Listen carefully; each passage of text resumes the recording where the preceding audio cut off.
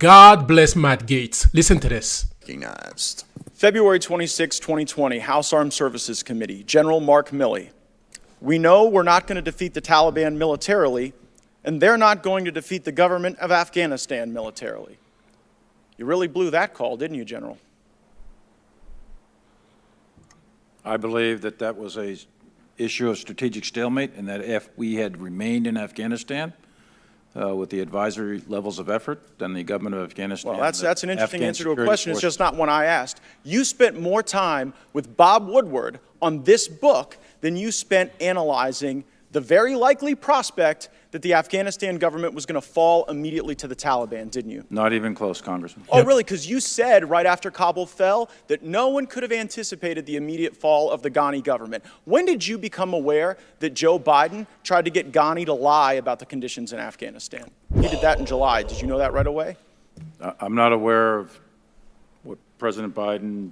You're not aware of the or- phone call that Biden had with Ghani where he said, whether it is true or not, we want you to go out there and paint a rosy picture of what's going on in Afghanistan. You're the chief military advisor to the president. You said that the Taliban was not going to defeat the government of Afghanistan militarily, which, by the way, they cut through them like a hot knife through butter. And then the president tries to get Ghani to lie. When did you become aware of that attempt? Well, there's two things there, Congressman, if I may. One is what I said was the situation was stalemate, and if we kept advisors with there, the government of Afghanistan and the Army would have still been there. That's what I said. Whether that's right or wrong, I don't know. But it seems wrong now with well, the Taliban in we control. withdrew I all have a the question we for withdrew all the Secretary advisors. Austin. Secretary Austin, are you capable of assessing whether another has the will to fight? No, we're not, and that's the point that the chairman made earlier. So. That's just like an incredibly disappointing thing for the Secretary of Defense to simply say, I can't assess whether someone has the will to fight, but it is consistent with your record. I mean, during the Obama administration, I think they gave you about $48 million to go train up some folks in Syria to go take on the Assad government, and I think your testimony was that only 4 or 5 survived first contact with the enemy.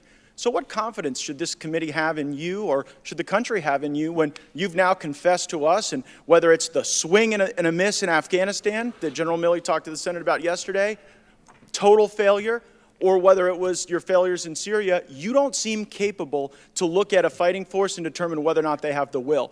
Well, Is that an you embarrassing? recall, Congressman, that the end result was the SDF that we stood up that was very, very instrumental in turning the tide of battle up in Syria.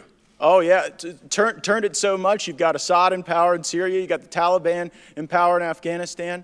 I mean, where have you been? The focus was ISIS, Congressman, and those forces had significant effect on the ISIS network. It just seems like you're chronically bad at this, and you have admitted that, I guess, which is to your credit.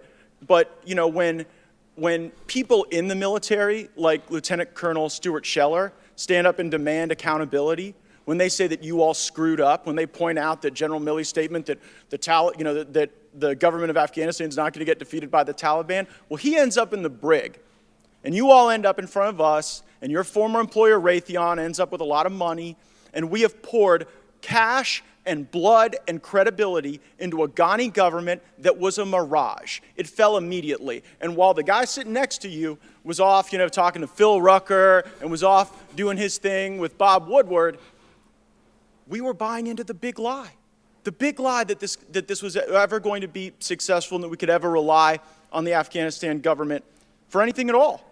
General Milley, you kind of gave up the game earlier when you said you wanted to address elements of your personal conduct that were in question. We're not questioning your personal conduct. We're questioning in your official capacity going and undermining the chain of command, which is obviously what you did. You've created this whole chain of communication narrative. Did not undermine the chain of command in yeah, any manner, you did. shape, or form. You absolutely did. And it did not. Well, you know what? You said yesterday that you weren't going to resign when senators asked you this question. And I believe that you guys probably won't resign. You seem to be very happy failing up over there. But if we didn't have a president that was so addled, you all would be fired, because that is what you deserve. You have let down the people who wear the uniform in my district and all around this country, and you're far more interested in what your perception is and how people think about you in Insider Washington books than you care about winning, which this group seems incapable of doing.